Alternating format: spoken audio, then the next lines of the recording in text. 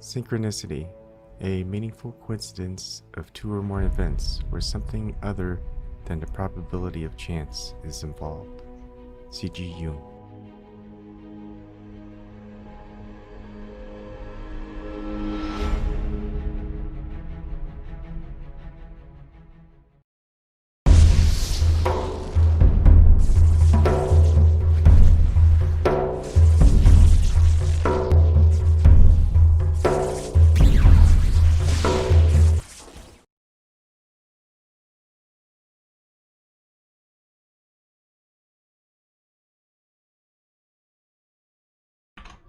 All right, everybody. Welcome to my channel. And today I have a guest. His name is Connor Dahlin. I'm sorry if I'm not pronouncing that correctly. I recently found his YouTube channel. He's got a lot of great videos. They're lengthy, so they're around 45 minutes or longer. And I should put that in the description box, but I'll send you a screenshot of the info at the end, and I'll put the description of his YouTube channel in the description box after the video. For those of you watching on my alternative YouTube channel, my YouTube channel, my main YouTube channel got another copyright strike for a video I did a long time ago, and I'm going to show you that right now. Oh, nope, that's Minecraft. Give me a second. Why can't I see the browser? All right, here it is.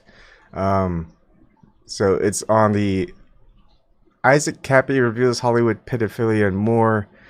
So all that was just him going off, and I got a strike for harassment and cyberbullying. So you'll no longer be able to see or hear what Isaac Cappy said in that first reveal of his. So too bad. If you want to watch that, you're gonna have to go to my alternative channels. LBRY probably has it, won't take it down. Yeah, and you might be able to find it in like some of the other parts of the interweb. Anyways, enough of that. Let's focus on our conversation. I found your channel a week ago, and I think it has fewer than 200 subs, but there's a good amount of views. And I just think that the amount of information that you put out there and some of your own thinking of things as well, piecing things together, is just really well done.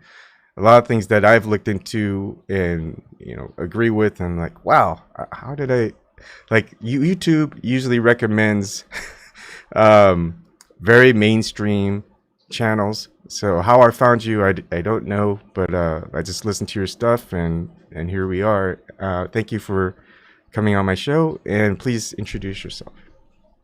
Under the channel CG Dahlin, mostly, I would say, hour-long segments of different talks on collaborative religion, comparative religion, spirituality, all topics of spirituality, non-bias, for those that are wishing to learn more occult, esoteric topics, for those that describe themselves as nots or as nothings on their surveys. It's a place to kind of divulge into the deeper parts of life without somebody proselytizing you the whole time or ascribing a certain paranoid mind frame towards the whole thing. Personally, I'm just a guy that's been hired a time or two to be an educator, and got lucky enough to come to the opportunity of making this content. The people that show up, I interpret, are those that are kind of trying to figure out what they believe in this mess of the modern age. There's a lot of topics to get into as to why that is, but yeah, that's I'm also somebody who's been affiliated with many different religious circles, from sanghas to sanctuaries to anipes to pagan rituals. I mean, all sorts of weird stuff. So it's just more of like, hey, let me share what I know for those that actually want to know it. I guess that's probably the best intro I can give. In your upbringing, were you raised as in a certain type of religion, or? Yeah, I was baptized as an infant, you know, and I was raised under the, I guess you could say, non-denominational Christianity along the lines of Presbyterian, maybe Baptist, depending on what family line we're talking about. Uh, so yeah, I was raised in that context. Learned quite a bit of what I'd use later on the Bible during that time, and had a big falling out with it at the age of 11 was my kind of cracking, and from that point forward, it kind of sent me on the search for what else was out there. Would you box yourself in right now with any type of religion that you're in, or spirituality or something like that? um, I there are certain So instead of getting into the nitty gritty about all the details of what somebody believes, I like to look at the effects of those beliefs. So would I rather hang out with somebody who tends to be very proselytizing, tends to be very aggressive, tends to want everybody to believe what they believe? No. Versus somebody whose beliefs turn them towards earth centricism, allowing other people to believe what they believe, right? I'd rather hang out with them. Now, am I saying that I belong with them? No. But am I saying that I prefer their company? Definitely. So you could find me a bit all over. Want, I don't find labeling myself conducive for anything.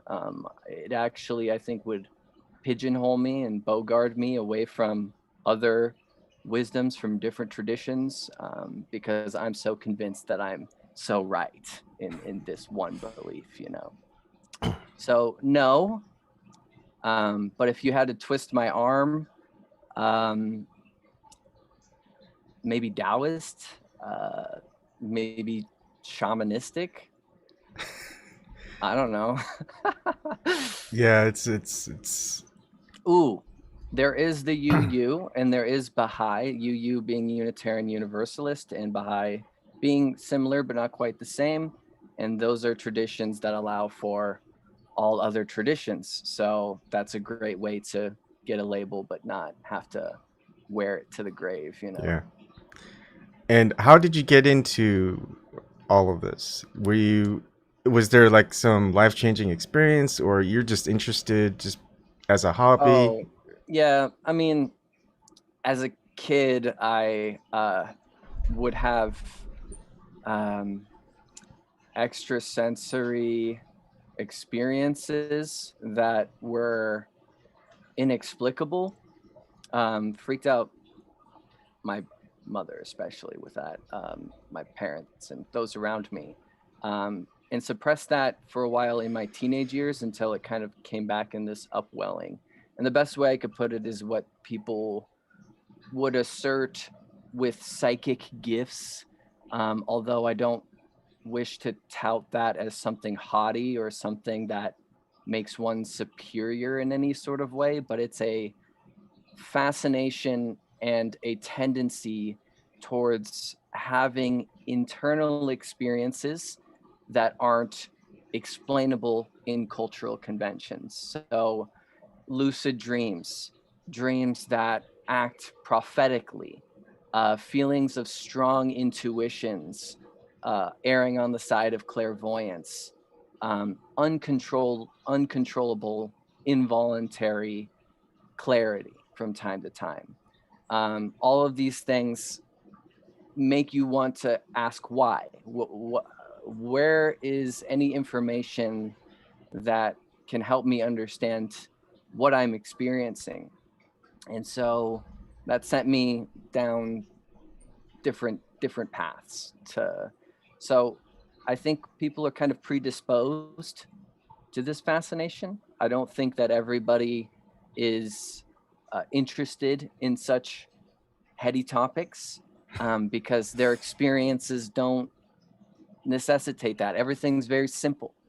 Um, and then there are others that aren't cut from that cloth. I'm gonna have to ask you interpretation of two dreams that I had. Um, but yeah, I whenever I dive into these, what you might call petty. I know you're just being sarcastic, but my first foray into hypnosis was on street hypnotism, and I saw one of my best friends. This was in high school, around 10th or 11th grade, and he was hypnotized, and he was doing the Macarena on stage in front of everyone, which he would never do. And so I went to the library, studied. They didn't have any how to hypnotize people types of books. They had self hypnosis, but all I did was change the first person to second person, and I was eventually able to hypnotize all my friends, and they were able to witness. I always had one of my other friends witness when I'm hypnotizing another, so they know that they could confirm that yeah, they were hypnotized. That was fascinating. I've had body pains, like pains in knees, joints, that wouldn't go away. Went to the doctor, they couldn't do anything. Massage therapists, they couldn't do anything. Acupuncture worked really well. Um, there's also a time where I went to a massage therapist, and I had, I was just kind of feeling cruddy because I had like stomach pain issues, and she was just working on my feet at the beginning, and she knew I had. She goes, "Wow, you have really bad stomach pains." I'm like, "How the heck do you know that from just touching my feet, massaging my feet?" And she says she studied, I think somewhere in Africa for like 15 years. The reflexology and stuff like that. So I never poo-pooed any of that stuff. I was that there's some basis because it works. Even though it's anecdotal, whatever science says, I don't care because they're just gonna say, well, that's just anecdotal, or that's just chance happening. They always throw all these things away, which science should be looking into more because it's really interesting, and a lot of people out there, especially now that we have social media, can let other people know about their experiences. And so, how can they ignore hundreds, if not thousands, of people talking about these experiences? And they'll just call it an anomaly or something like that. Um, anyways, anything that else that you want to say as far as your history? Anything that I talked about as far as, because I know you talk Well, about such a broad range of topics. yeah. So to start with that acupuncture thing, you're talking about a more, there is a sort of model for understanding, scientific, if you want to call it that, but it's an intuitive art. And that's the lacking measure in all of the scientific approach to things. So to accept these things into the mainstream might be what damns them. The fact that they're peripheral, and the fact that it allows them to do what they do in the way that they do it.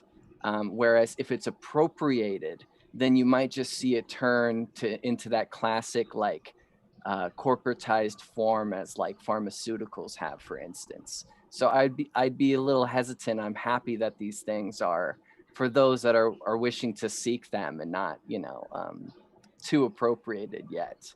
Although I might be tending towards cynicism here. Um, and this is an old, people would praise the modern day medical advances, Western medicine, and think that back in the day, that we were so in the wrong when it came to medicine, when it came to well-being. Whereas you have these ancient shamans that would pull off modern day miracles casually, and there's no scientific explanation other than mind over matter, and we can't accept that, right? Because there has to be an answer, there has to be a minuteness about it that we could pick it apart, right? The um the magic word is placebo in the scientific. and see, that word in itself shows a fundamental lack of understanding in the community. Placebo immediately nullifies the whole questioning process, right? Oh, this much for placebo, and so. Oh, wait, what about that though? What's that about? Oh, the fact that somebody could heal themselves through belief is what I'm hearing here. What's, huh? Um, questioning the like over physicalization of medicinal treatment, how they need to cut you open, how they need to rip stuff out, right? Instead of like this whole forgotten realm of what do you think about it? You know, what mental toxicity have you inhibited through your life that created this neurosis? You know, what habits of yours is perpetuating this physical abnormality? You know, there's a lot of ways to dig deeper on that one. Yeah. You're kind of nodding when I talked about the reflexology, how she knew I had Oh, severe stomach pains. yeah. So you will find some people are more sensitive to their body's pains than others, right? And um, this seeking of a doctor, and oftentimes can lead to a fruitless quest that they don't know, their tests don't back up what you're feeling, and somehow that would make you feel invalid, as if you're not feeling what you're feeling. I mean, how can you question that, right? Mhm. And oftentimes you're going to find that the people that can help you are these peripheral characters. And I had some strange. Uh, what happened is I would gain a bunch of tension along the right side of my body that I would just feel. There was no physical markers. I would just feel it, and I ended up going to an acupuncturist just to try it, right? See what's up. And he knew everything. He knew everything. He knew he could also give me answers, not not infinite answers, Mhm. but answers. Um, and uh, and did his you know, his witchcraft, and I my chemistry has never returned to that state ever since. Um, and I don't care to ask too many questions about it. I'm just eternally grateful that he exists, you know? Yeah. Oh, one more thing. I had my palm read once by a gypsy, my one of my best friends, his aunt, and he said, "Yeah, she's a gypsy. She learned it from there." That's probably something they don't want publicly known. Mm, But yeah, it was weird. I think one of the things that there's so many things that she had. Oh, and I also had an astrology reading by an mm. online friend. So I experienced as much as I can just to experience it. One of the things that I remember with the palm reading, she was saying that uh, I I tend to find things to be beautiful from a distance, but the closer I get to it, the more I may find some of the dirtiness. Like if I see a clean body of water, I get close to it. I'll just everything just seems to be not as clean as I thought it was. You know, that's the only thing that sticks out. And I remember you mentioning in one of your videos that palm reading with the left hand and the right hand differs, as one of them will stay the same throughout your life and one will change. So, The art of the reader in palmistry is to speak that specific statement that changes you. Um, there is a method to understanding it, but it is an intuitive art. So anyone can teach you the particularities, what to look for, how it works, how it's viewed in the woo-woo sense of things. Like for instance, the fingers are thought to be antennae that attract the subtle energies of the universe, and archetypally speaking, uh, each finger representing a different celestial body: Jupiter, Saturn, the Sun here, and Mercury. Um, but the idea of the palm in itself should be a check-in with the individual, a type of status report, whereas usually people assume that the reader is going to tell them something divinatory about their future, and they assume that somehow that's going to be damning them, you know. Whereas in my practice, in my understanding of the discipline, you really have to stand out on a leg to assume that. And you're also making a causal statement about the fact you're assuming that reality is fatalism, that it's all deterministic, that it's set. You have no free will, and this is what's going to happen to you. And that's quite a philosophical leap. But yeah, that, palms, tarot, divination, mostly have been undercredited by modern society. These are all just different ways of checking in with yourself, of giving you a certain measure of certainty in this world, until it starts bleeding into trying to rip out answers through extra occult means, and then you're starting to get into the demonic and all that sort of stuff. But the hands, the cards, even tea leaves, I mean, what have you, right? Yeah. They used to rip up the entrails of fish to look what's happening. I fish a lot, so I wonder if that's gonna. I might try that. I've never tried. Know what you're looking for. Yeah, I've never tried tarot. I have done ayahuasca 3 times on my own. Have you done anything like that? Taking psychedelics or something like that and if you want to describe your experiences. I know those are mostly personal things, but feel free if you want to share. All I really would want to say is that sacred medicines, the damning of sacred medicines is disturbing in the modern day, and the fact that it's so accepted that they're this taboo is disturbing. And my personal view on it is that it is a catalyst. It is an intensifier of your progression in life, of your self-realization, your self-actualization.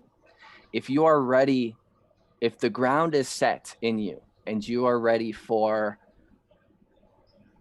a kick in the pants, it will be your kick in the pants if you're ready for it.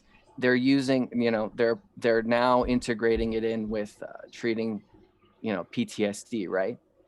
And severe drug addiction. Sorry, go ahead. Yeah. But in both these cases, in my mind, it will only work if this person is ready, if they're ready for it. If they're still dealing with these things, if they still can't put this down, no dice. But a great light show. Yeah. It will do the trick. It will work. It's your own chemicals, like psilocybin, whatnot, right? It's not the thing in itself. It's that it's teasing out your dimethyltryptamine, your inner chemistry. And so it's not a foreign body. It's you. It's working you out of you. And I think how painfully natural that should be regarded. Yeah.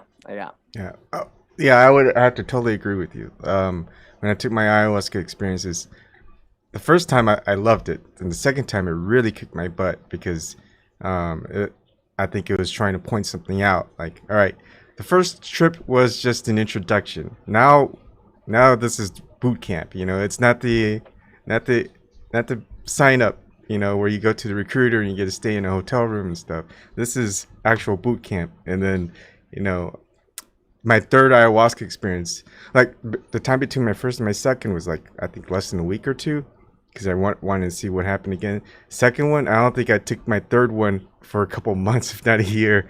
But yeah, I realized after my second one, the things I need to work on. It wasn't like I need to do or I need to, I could ignore it. It didn't matter if I did or not.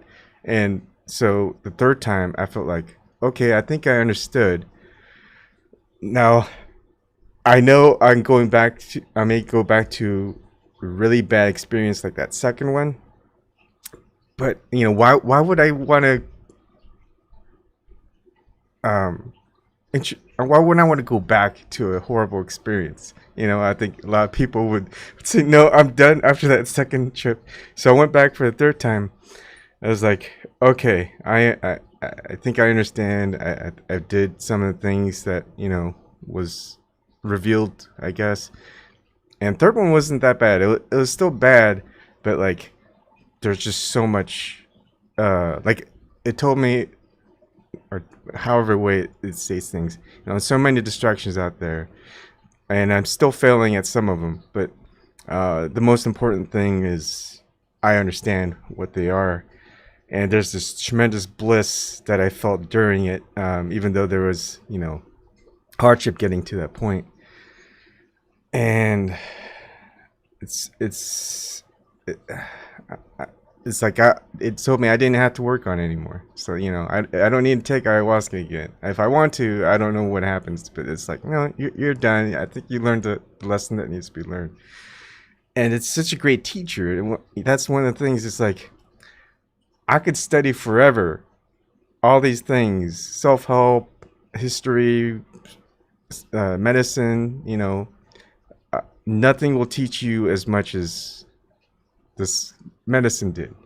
It makes you live it. That's the difference. You experience, right? Because it's all, you can know things, but it's an entirely different thing to know things, right? In your heart, to experience it.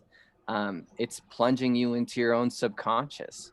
I mean, that's you're gonna come up with something in those muddy waters. You know, the messages are a primal truth. If you're in deep enough, it's always going to say the same things, no matter what the substance, really. We are all one.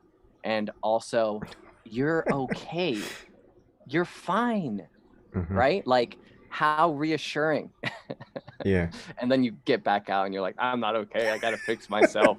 But I also want to say on this topic, because I feel like the culture that are really into psychedelics, there is some toxicity in this, and that is the over dependency on psychedelics. And the only reason I bring this up is because this assumption that the only way that you can have ecstatic experiences is through the plant, and then you are gaining a dependency on the plant.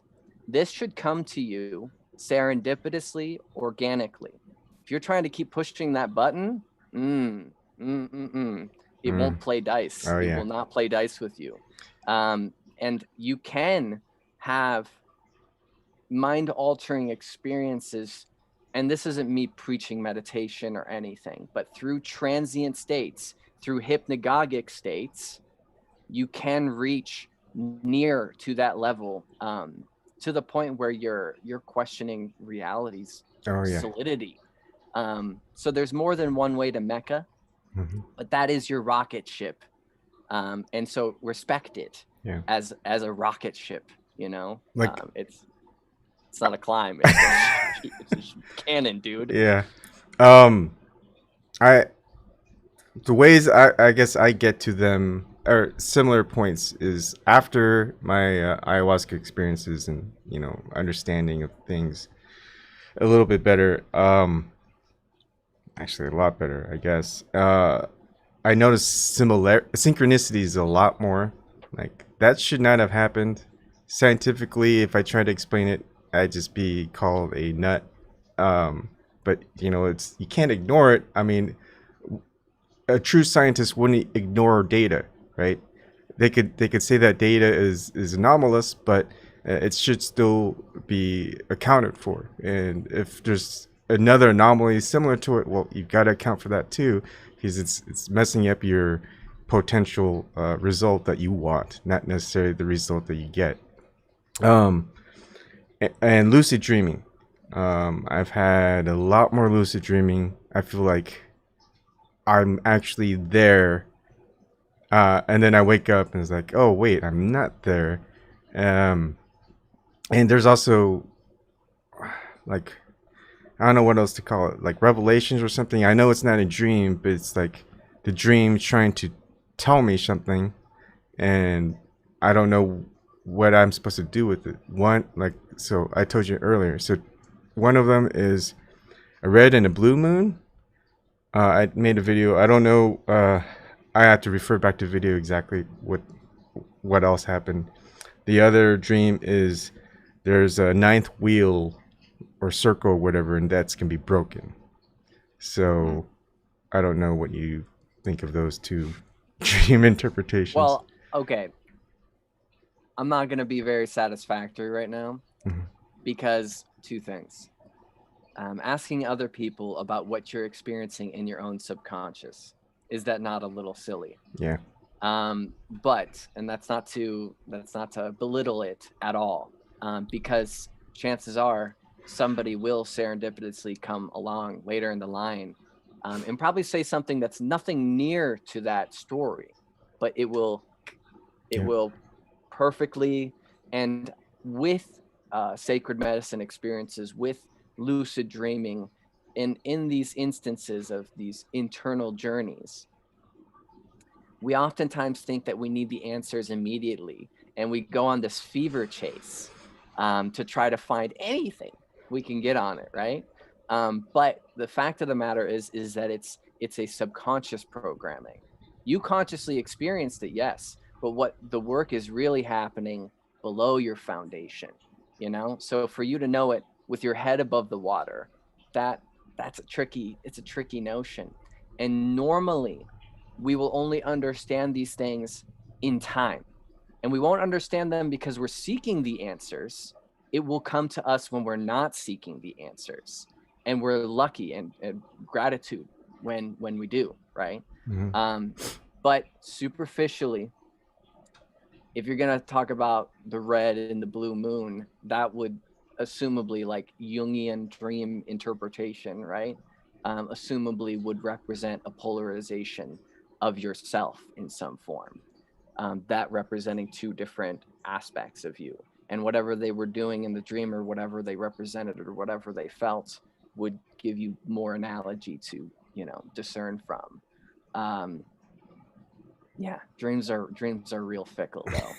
Yeah. Real fickle, and nobody can explain that in the scientific community.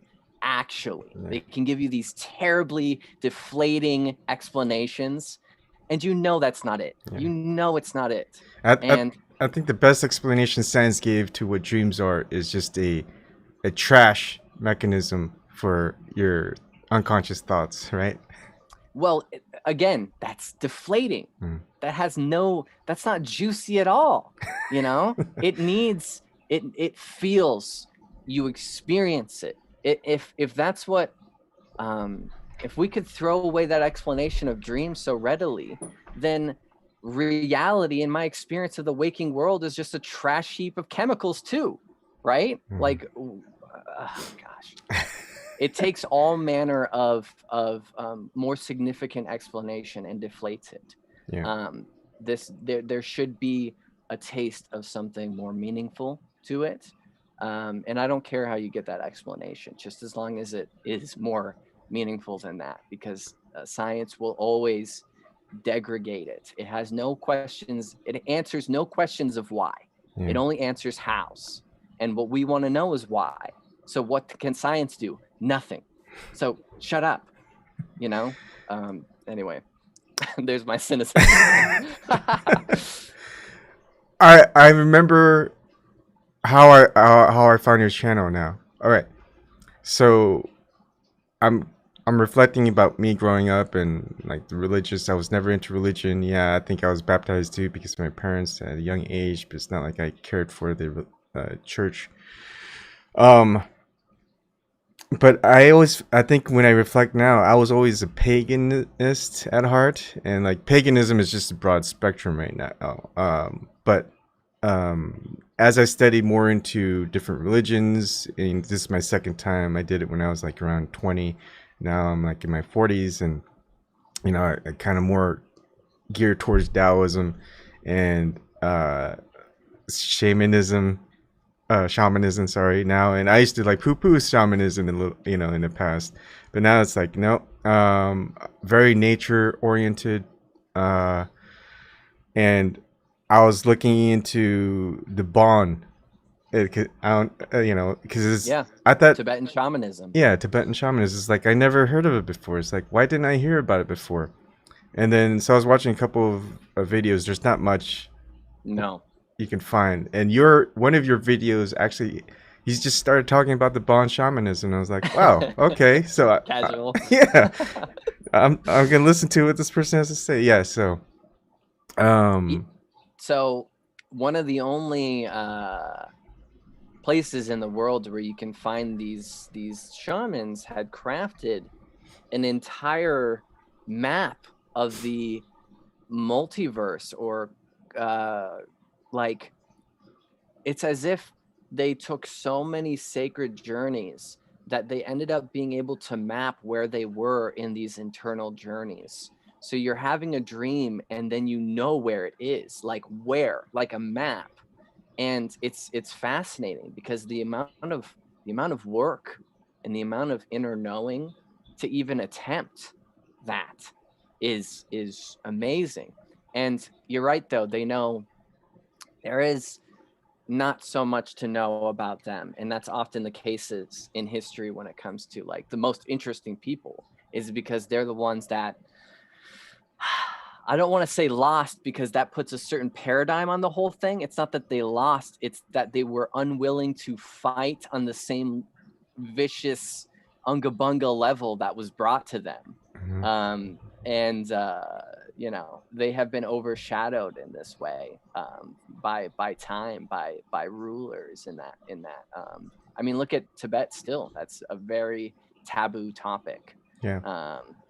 But they still have records. They still have like the oldest books, papyri in the world, just sitting there. They pull it off the shelf for you. Yeah. It's fascinating what you'll run into when you just kind of. It's not even like really going deep. It's just like, wow, I never heard of this. I've never seen this before. Let me look into it. And you notice, like, wow, nobody knows anything about this, right? Um, so it's that's what I love about your channel, is like you bring forth a lot of some of the things that were lost. I guess most people would call it esoteric. A lot of content creators on YouTube and elsewhere, they focus more on the occult and either secret societies. They focus more on that and not the religious and spiritual aspects of the occult and esoteric, and the symbolic. Like, a lot of them will focus on symbology and not necessarily the spiritual significance of the symbology. Instead, it's the ritualistic side of the symbology that they focus on. So would you care to share some of that Yeah. insight? Yeah, like when I said earlier, let me cross my fingers. Even though I don't believe in the crossing the fingers, like you know So the we meanings need can be. somebody to be a guide here. We need somebody to be a Sherpa. We need somebody who will translate. And not just every technical industry in the world, and by extension every religious model of the past, spiritual model of the past, has its own nomenclature, has its own wording, its lingo, its inner phrasing. And so what you need is, like, I could just blab to you about what the Masons are saying to each other or what have you, but that's not going to make any sense. And what you want to do, right, is you want to take the time and translate. Yes, we are speaking the same language, but we're not speaking the same language. It's about what that word means. And that gets into the nature of words, which is a tremendously fun conversation to have. Yeah. But yeah, there's a lot of interesting notes that fly by us that we never care to pay attention to. The cult of Mithras is obviously one of the more interesting digs when it comes to esotericism.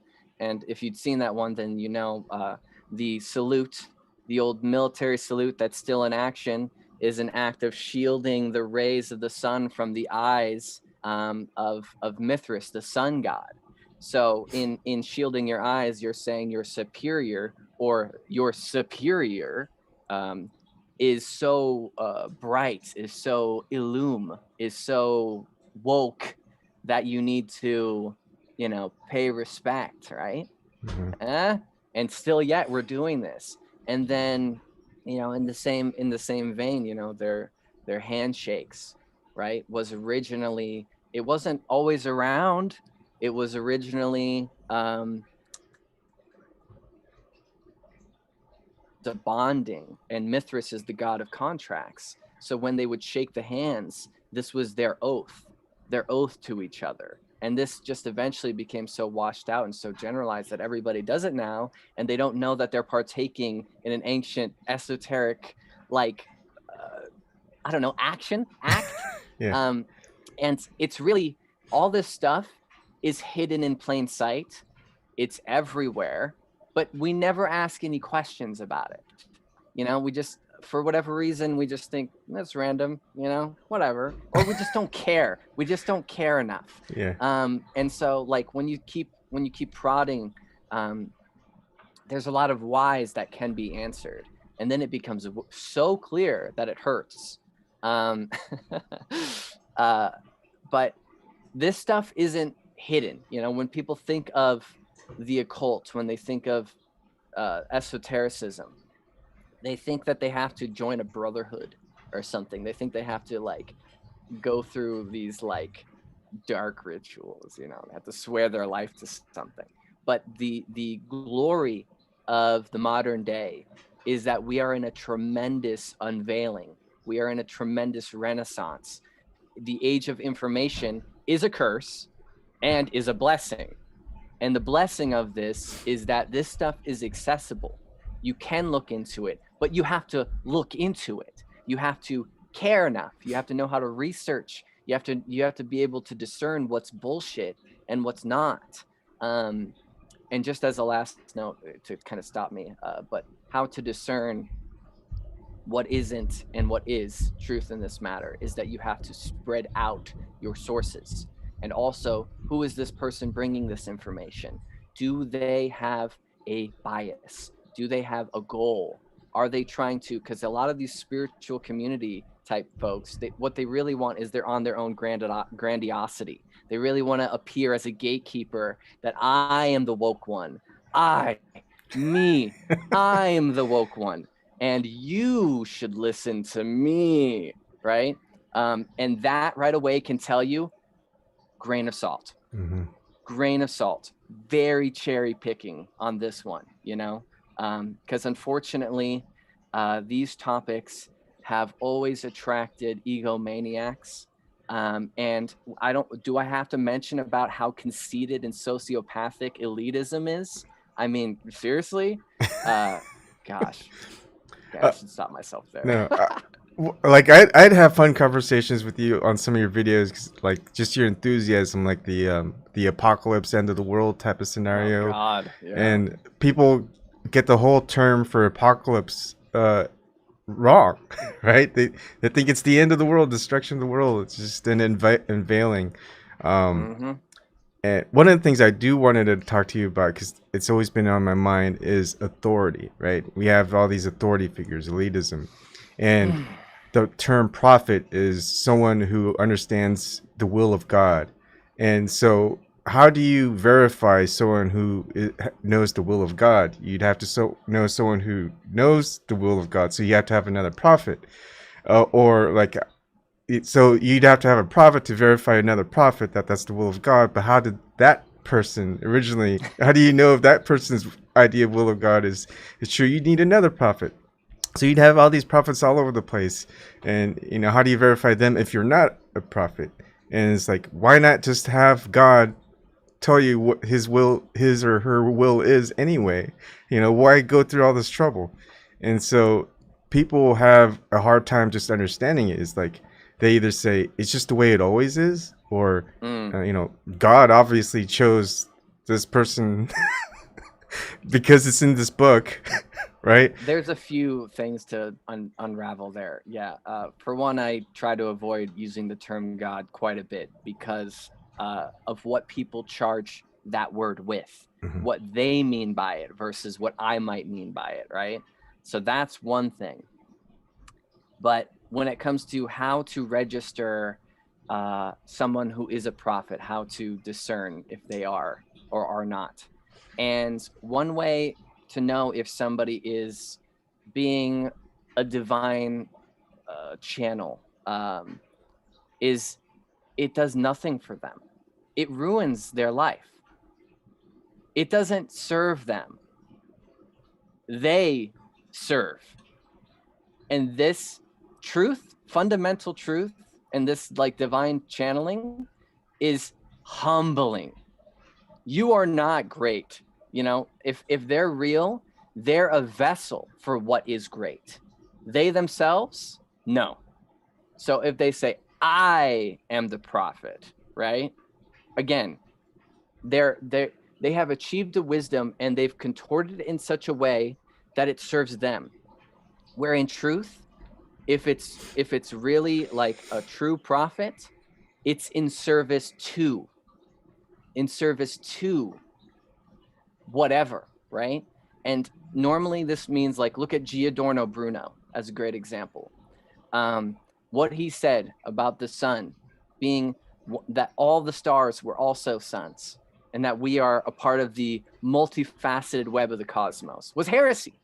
And that vision that came to him, for him to say that, means that he will die. He said it knowing that he is going to die. They will kill him. Was that serving his ego? No, not at all. But he did it. And so that's how you know. That's how you know. They ruined what good lives they had in order to be a vessel, to be a vessel for truth in this way. And that never ends nice. It never ends nice. Yeah, it doesn't seem to happen these days. Like all the people who predict the end of the world, they get it wrong. You go, wait, it's gonna miscalculated. It's gonna end here. It's so absurd. And people still follow the same person who is wrong multiple times. They fall for it every generation, multiple times in every generation. Yeah. Always. It's always been ending. It's always ending. It's always ending. You should be afraid. You should be really afraid. It's like, I want to put a wager on someone. It's like, all right, everything I have for everything you have, that the world's not going to end, right? They're never going to make that bet. I can't remember who the name of the guy is, but he came out multiple times in our lifetime. Started in the 90s and really shot up around 2010. And he made so much money off these. I mean, the amount of people that he attracted to his, like, evangelicalism made him rich. So the world didn't actually need to end. It just served its purpose, and he can go disappear in the shadows counting his dollars, you know. It's like, I was wrong, you know. It happens. Sorry, slipped up this time. I know I said a lot of things, but yeah. And it's not new. It's not original. It's painfully unoriginal. Yeah. Painfully. And nothing happens to these people, you know, not by any government entity or other religions. It's always the little person that gets ostracized. And another fascinating thing that I like about your channel is some of the written history. You know, I don't agree with the way history is written, recorded, and stuff. I mean, maybe a story might be true, but you know, the person telling it and it really happened that way. But you know, I may not even trust that person, but I may not trust the editors. I may not trust the publisher, right? They all have their own narrative agenda. There you go. And but yeah, one of the things is, like, whenever I thought about, you know, all the persecution in the past I always thought the Spanish Inquisition, right? I didn't think about that there was an Inquisition that wasn't Spanish, you know, that stuff was going on back then. And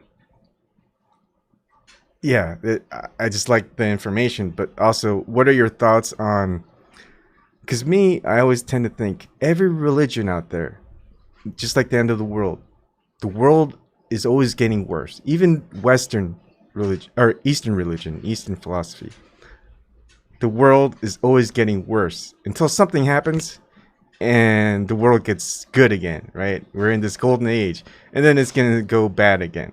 Like, the cycle of everything in the past was really great, and everything in the future is going to get really worse. Now, I have this thing called vicious cycles, you know, kind of just your sometimes your thoughts perpetuate what's going to happen, and therefore it just perpetuates. You know, Alan Watts goes over it many times, and other people. And I just think, well, if people keep thinking with all these religions and philosophies that the world always gets worse, and then all of a sudden it's gonna miraculously become good again, and it's gonna get worse again, then it's gonna happen, right? Yes, manifestation, right? Like you're cooking it up, Mm-hmm. like this is what you want, you'll get it, and in that way reality is reciprocal to the collective will of the people. What kind of show do you want? Oh, you want this? Are you sure you want this show? But to argue against this narrative of the world's getting worse, I fully understand that calamities and war is still happening, but in margin, it seems to be significantly less. If the indication of something positive of the world is people being in the know, having access to knowledge, literacy rates globally are higher than they've ever been. This seems to be a good indication of upward mobility, that things are getting better. However, it will never be perfect. And in that sense, our threshold for suffering gets smaller and smaller and smaller and smaller. So then we start getting nitpicky about like anal stuff, like hyper neurotic stuff, right? So we're never going to be happy because we need things to be wrong. And that's the other, way of dissecting this whole thing. But on the former topic, it's a good story to think that the world, like if I was going to craft a story, right? Things got to get bad and then there's a payoff. There's relief, right? What a great story arc. It's classic story arc, right? And is that not a coincidence in some form? But it does go way back in our history, and you got to look at Hinduism and Jainism when they're talking about the yugas.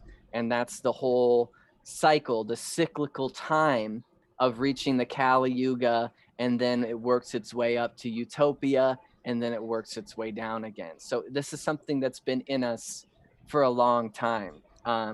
Why we're so preoccupied with what will be and not what is another interesting question, right? Mm-hmm. Like, we're not going to be there, or we always want to be there. We always like, now's the time because we want to be there, like kind of like masochistically, Yeah. like I want to watch it all burn. Isn't that a little messed up? Yeah.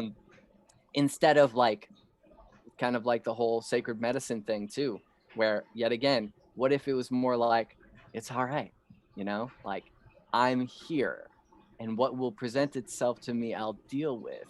You don't hear about that much, but it sounds a lot more spiritual than in 1,000 years from now, fire and brimstone. That's not very spiritual. That's like the opposite. It's fear mongering sort Yeah. of stuff. So there's a lot to dissect there. Yeah.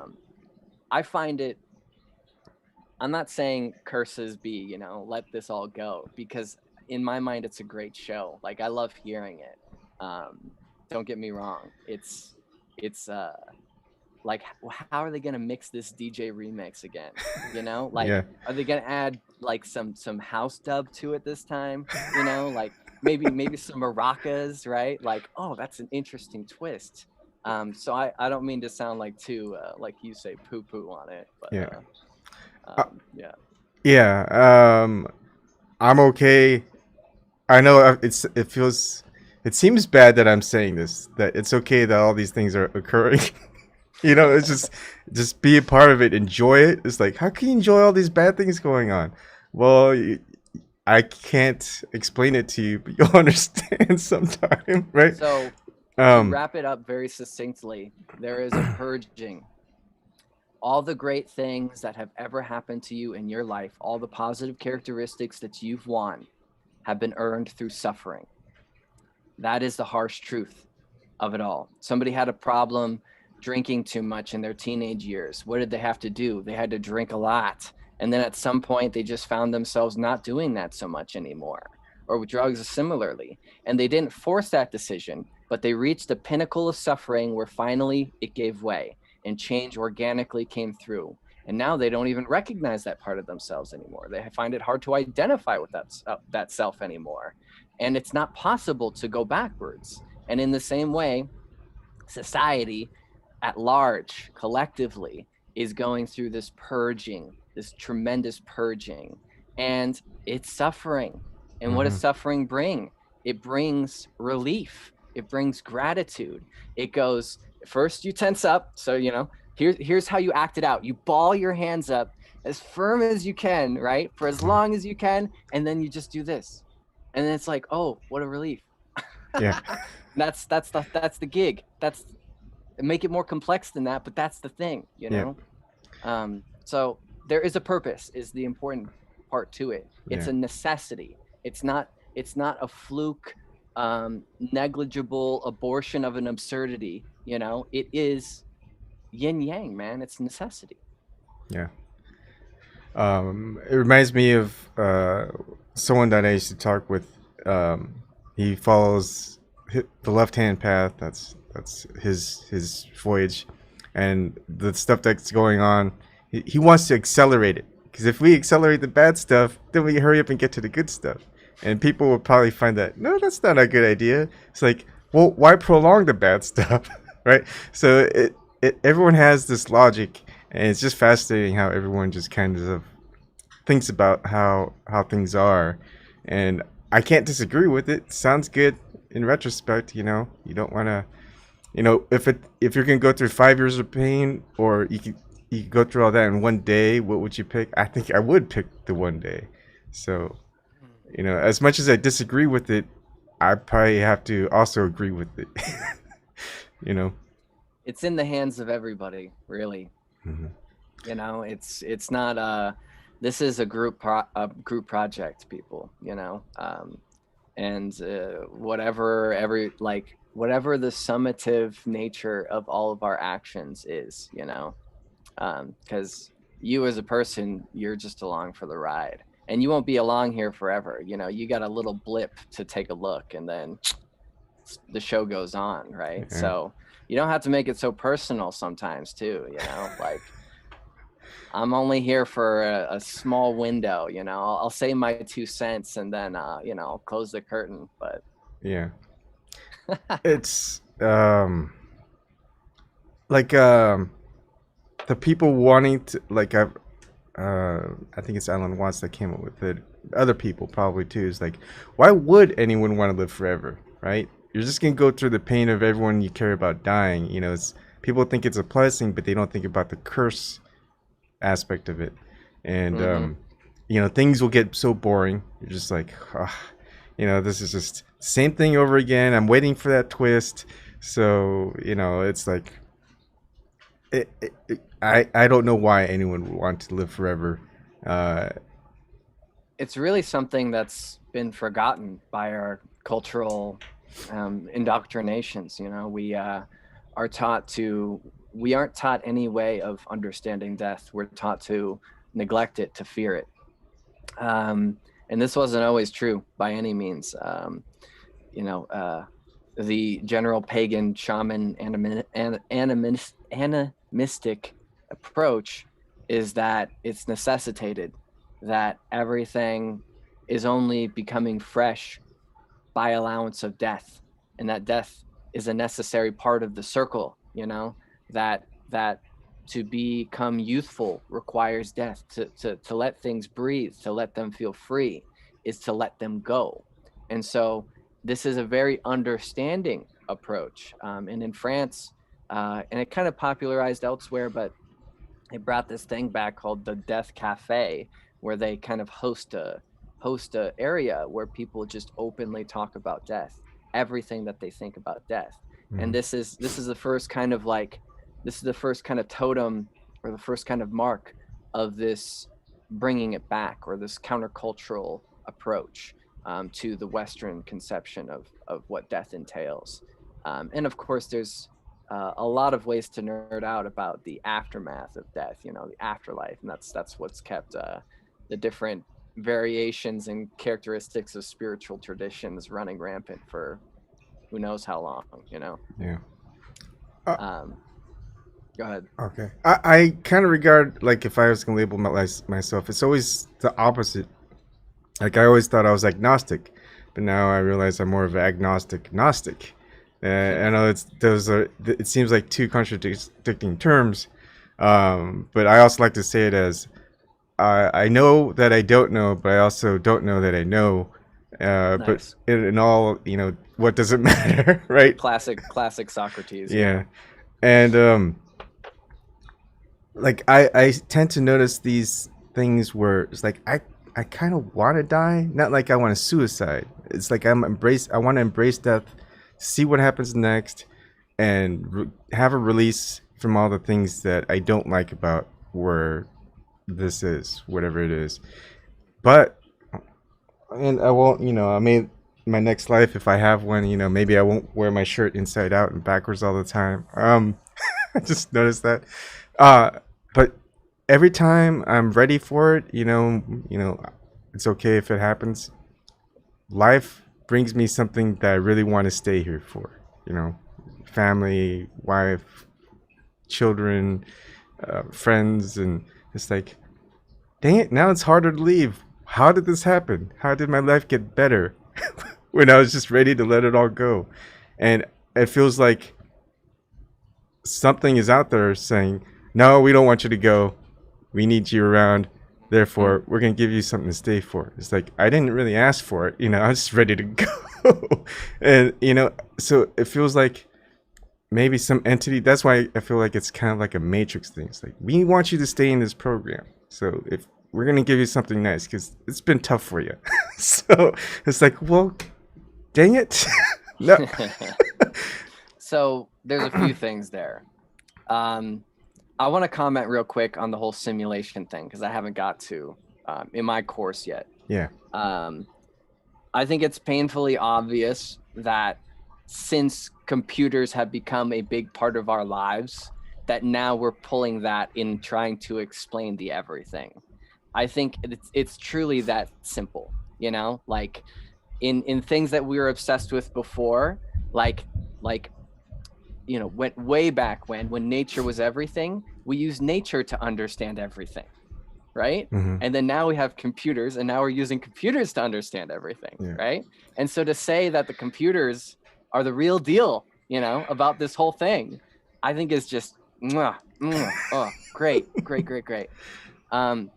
But I like this note about, that we're charged with a certain amount of time, we're charged with like being in certain places at certain times, we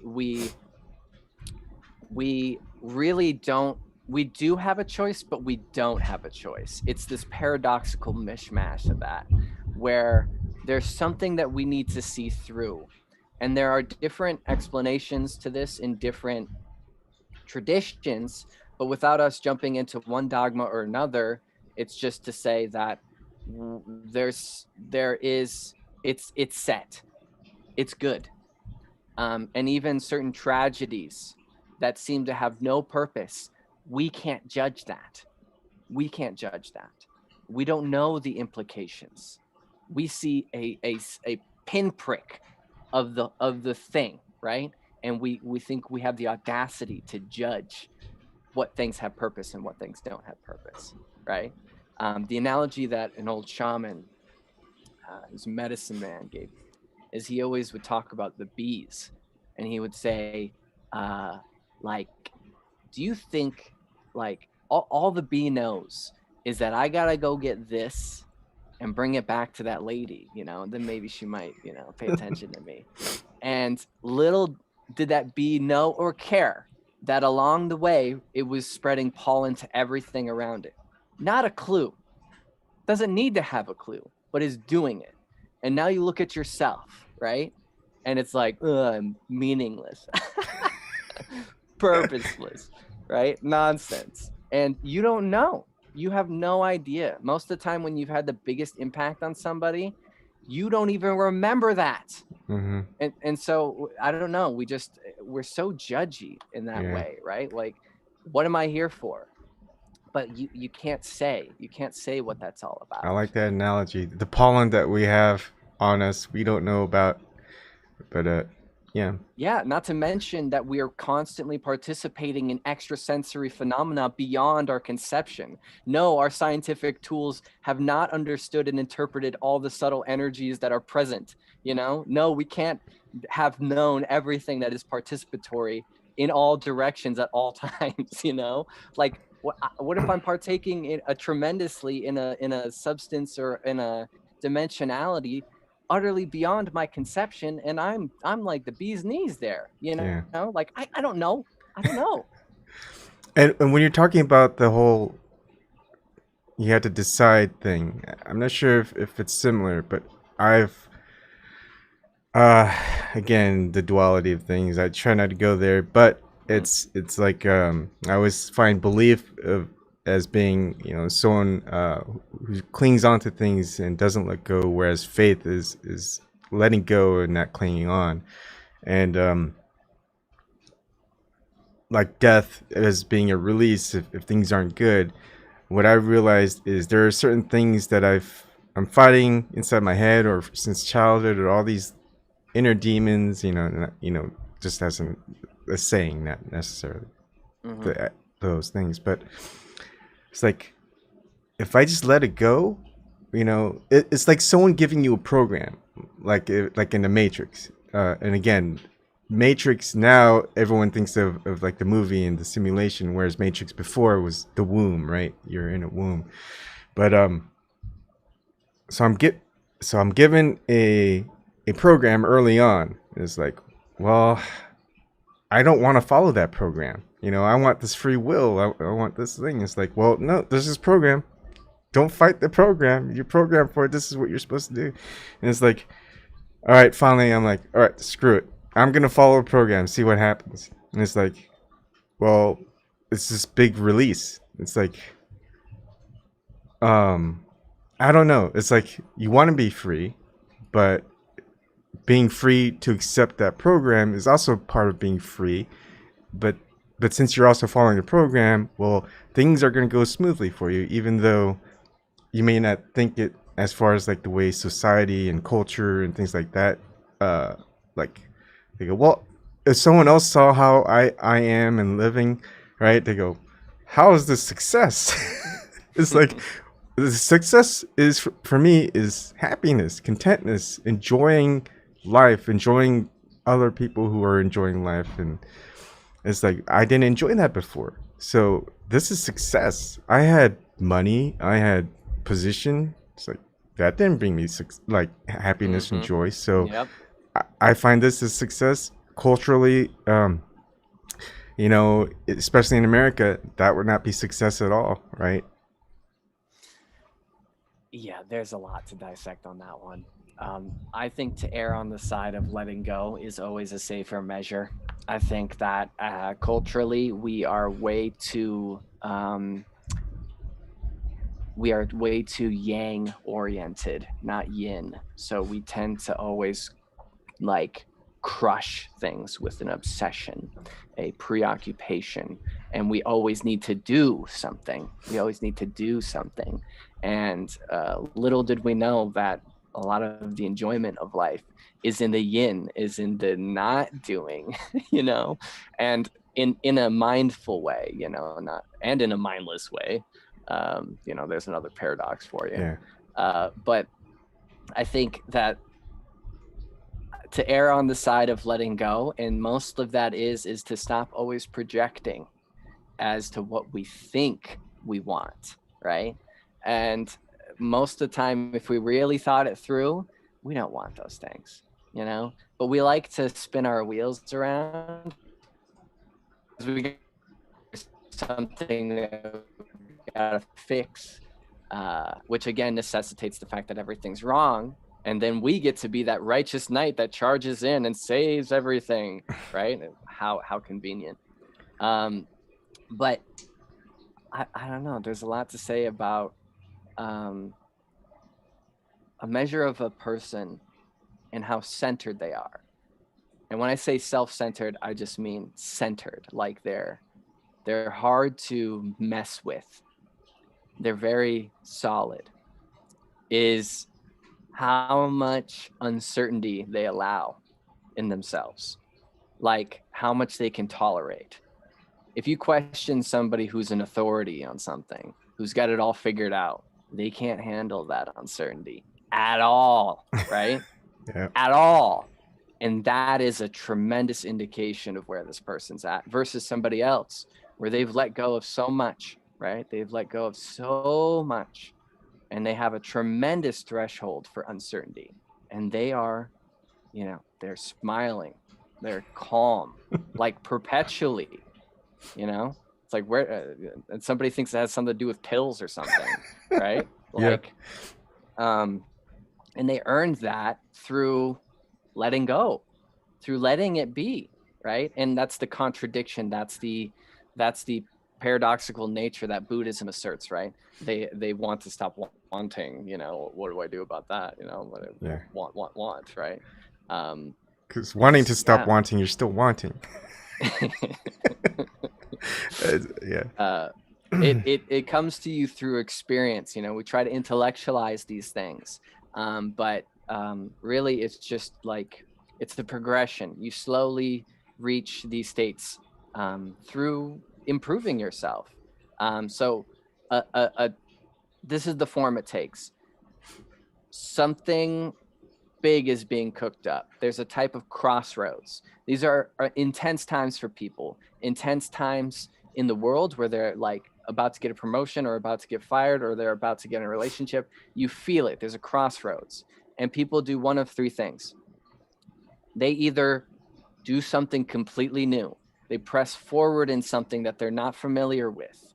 That is an indication of growth. This is unfamiliar territory, but it's the hardest decision to make. It's the one we don't want to make.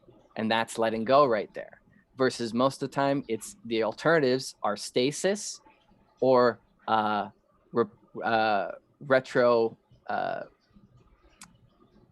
repression. They return to former cycles. They go backwards, right? And then they start to look like they did 5 years ago or something, and you can tell the difference in these people from your past. Who's the one that seems that are unfamiliar? They don't even seem like themselves anymore, and that's beautiful. Versus the ones that look exactly the same. They're doing the exact same things. They're not letting go of anything. They're holding tightly. The same things will bug them ad infinitum if you if you stick around. But yeah, I could ramble about that one quite a bit. But you can tell. People can tell.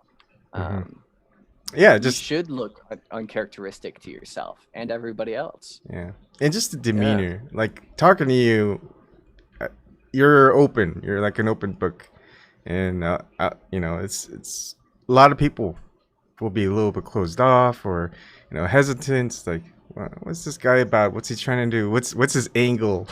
Right. But yeah, it's been an hour and almost 15 minutes.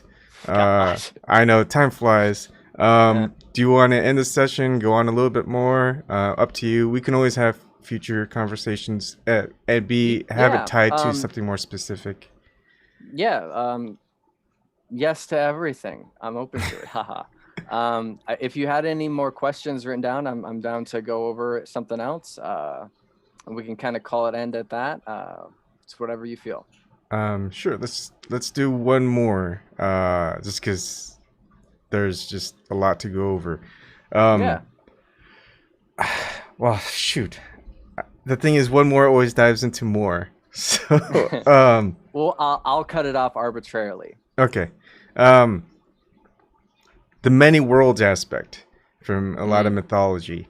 What do you think about that as far as, for me, like if I was going to tell a story, I would feel as though our current situation is all the worlds were forced into one, and just to see if this one new world is worth keeping or not. Right? It's like once it's over, people go back to their own worlds, but people who want to stay, they form a new one. It's just I don't know. Ooh, yeah, there's a lot of approaches here. So we all think we live in the same world, but we only live in our worlds. I, appearing to you now, am a character in your play. I am in your world.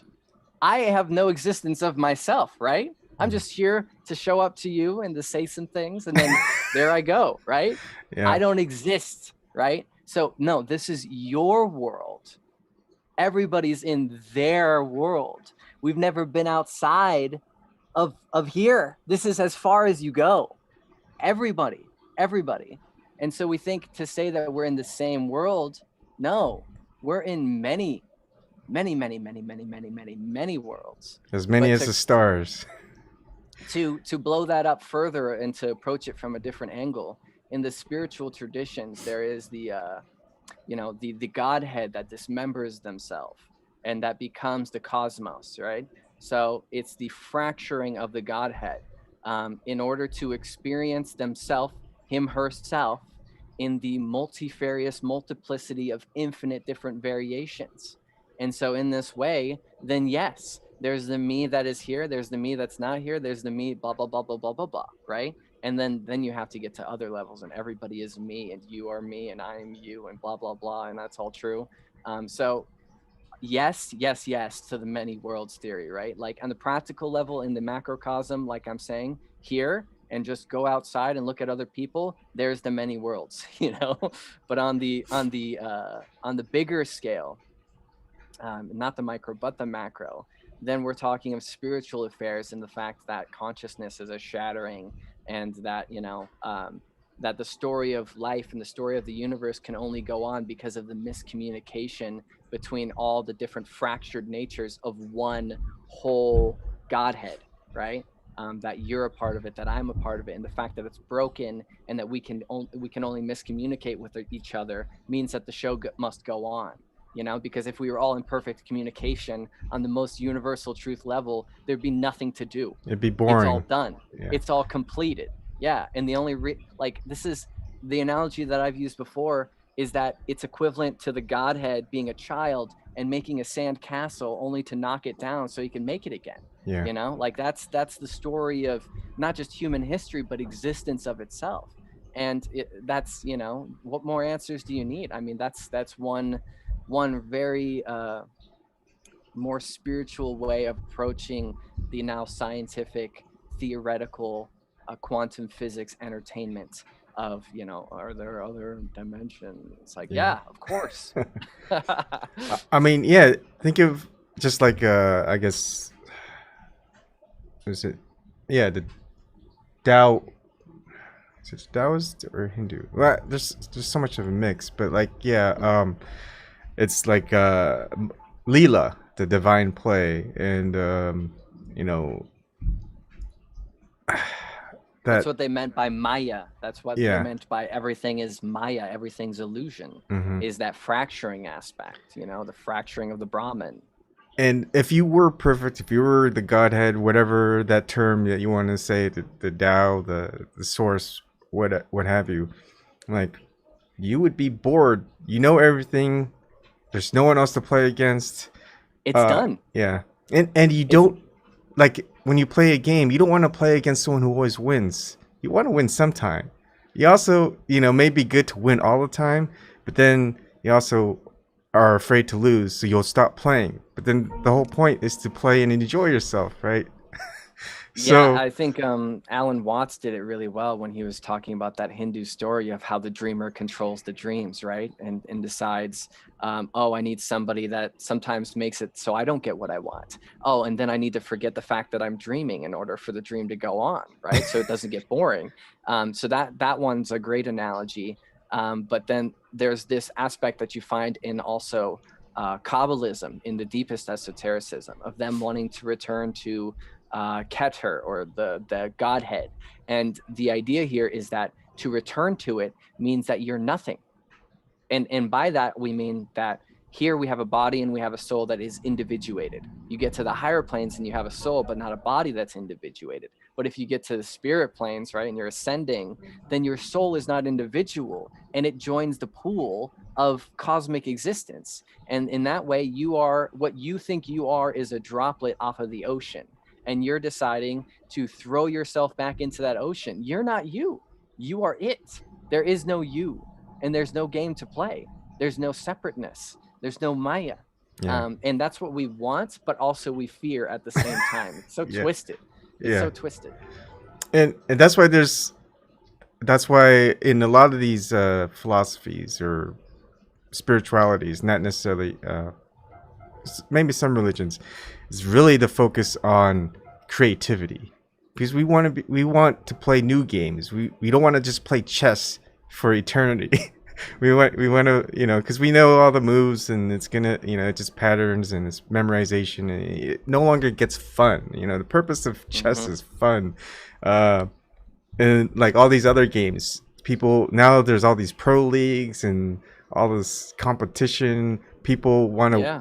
win, and they'll actually buy hacking software to cheat in order to win, Yep. and they think that's Everything fun. that will be done, can be done, will be done, right? Yeah, Like yeah. everything, it's entropy, and that's what makes it. That's what makes it saucy, right? That's what Mhm. makes it worth the go. That keeps us entertained enough, Yeah. right? Is that we keep making it more and more convoluted. Terrence McKenna does a great job at elaborating on that, right? Mhm. Like how everything is exponentially faster because we gotta make it spicier. We gotta make it spicier, you know. Yeah. But anyhow, I think we should probably cut it quits at that because otherwise we'll just keep trailing, right? Yeah, I know. Anyways, thank you for coming on. Definitely do this again sometime. We could do more focused conversations too. All right. Before we go, again, state your website or CG Dahlin. yeah. CG Dahlin. CGDAHLIN. Just look up my YouTube channel. That's where you're going to find me. If you want to get a hold of me, just comment in the comment sections. I will get back to you. And you said you published something. That's why you use that name. Do you have a book? Yeah, I have several books of anthologies of, well, it's not on this topics that I've been speaking to. It's all poetry and short stories. So I've authored or more like edited a few anthologies, and I've written a few poetry books as well. But you can find that the same, CG Dahlin. Look that up online or Amazon or what have you, and you can go down that treasure trail. Okay, awesome. Thank you for showing up. You could stay for a little bit while I end the show. And Yeah, go ahead and end it. I'll take a little break. all right, thanks.